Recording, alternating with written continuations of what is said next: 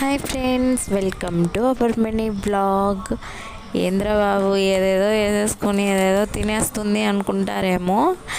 నేనైతే ఇక్కడ చూపిస్తాను చూడండి. ఇదైతే మీకు అందరికీ తెలిసే ఉంటుంది, చింతపండులో ఉండే గింజ, చింతగింజ అంటారు.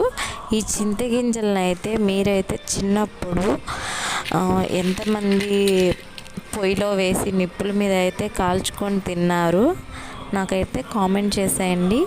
ఇక్కడ చూస్తున్నారు కదా, నేనైతే పొయ్యిలో వేసి కాల్చుకొని ఇలాగైతే నలిపితే పైన పొర అయితే వచ్చేస్తుందండి. అలా టైంపాస్కి అయితే తినచ్చు అనమాట. చాలా అంటే చాలా బాగుంటాయి. ఇక్కడ చూస్తున్నారు కదా, నేనైతే ఒకటి నోట్లో అయితే పెట్టేసుకున్నాను. చాలా గట్టిగా నమిలే కొద్దీ టేస్ట్ అయితే బాగుంటుందండి. మీరు అయితే వదలరు. చాలా అంటే చాలా బాగుంటాయి, గట్టిగా ఉంటాయి.